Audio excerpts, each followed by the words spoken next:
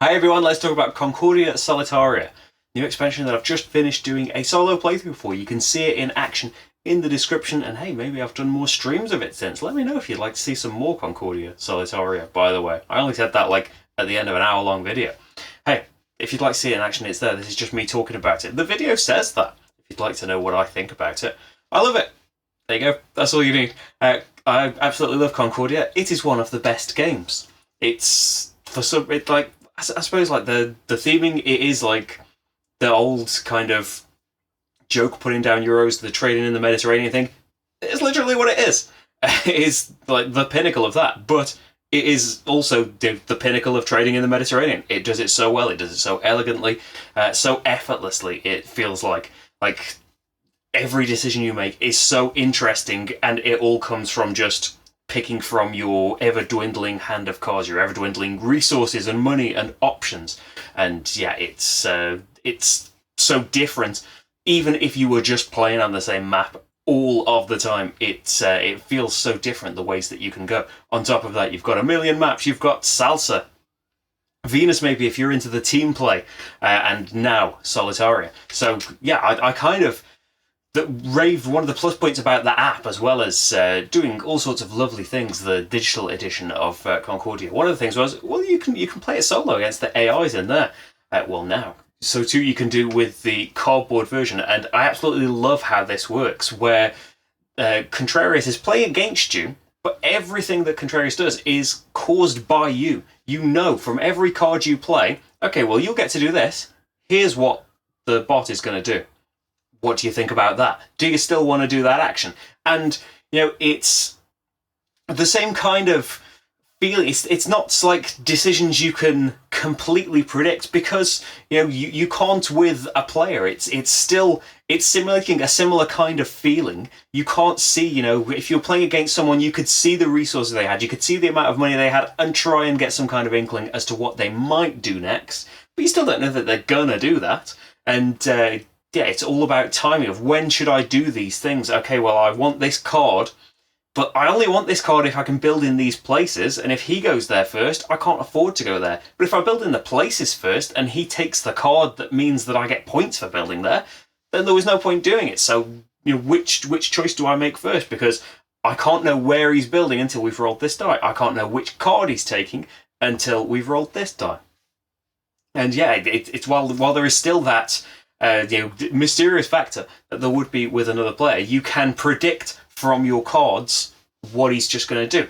You know, am I okay with him just having a few points? Well, yeah, I start off with more points than him, depending on the difficulty level that you are playing. But how many times can you afford to do that during the game? You start to see, especially as the game starts to wind down, you know, as with multiplayer Concordia, at the beginning, you're pretty much open to do what you like. As people start to build in the places, and you think, well, I would like to piggyback off someone else prefecting this region, so maybe I'll build in there as well. But, you know, I don't want to pay double. If someone's going in the Cloth City now, I'm not paying 10 to go in a region this early in the game, and maybe I'll get this card, maybe I'll get this card. It's kind of a bit more freewheeling at the start, but by the end of the game, it's pretty fixed what you need to do to earn points, what you've got the most god cards in. And yeah, in the solo game too, you can start to work out, well, I can do this and it will eke out this few points, but the bot's going to get 3 points for doing that. That could be the difference between winning and losing. And you can, if you want to, you can sit there and you know the god cards that Contrarius has got, you know what you've got, you can work out the scores and see exactly, you know, will this cause me to lose if I do this? Yeah, it just works so beautifully, and that's just the solo version. I've played as well the cooperative version, which, you know, absolutely love when things like Orleans have gone co-op, when brilliant medium Euro games add a co-op element to them and do it well as well. Yeah, this is what we were hoping for, really. It's the same kind of system that every time somebody plays a card, it's got a reaction from Contrarius. But you play a card, and both players get to do the thing, and then Contrarius reacts to it.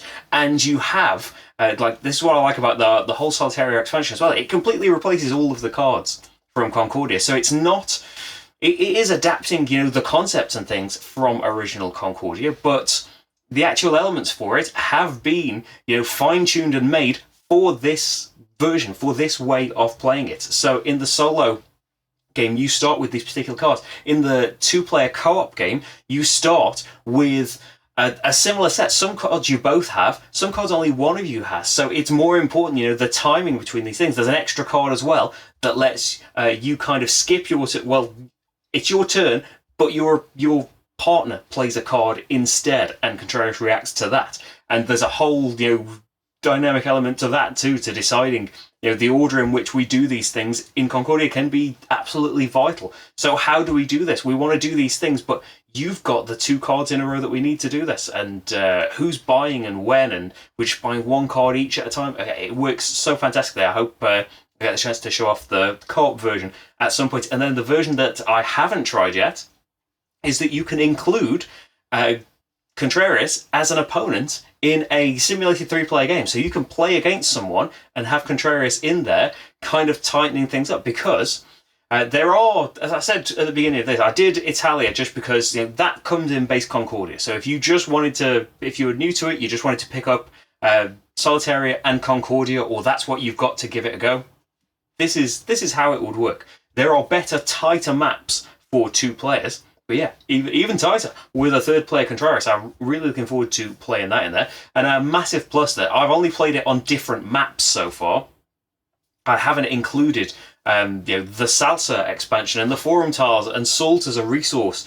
And I haven't even had the map with the fish market on. I've ordered it now. I'm excited. I really love that that there are rules all through the solo version. Oh, that's weird when that's underneath. I'm on both cameras at the same time. There are rules, invariants for all of these things to be played.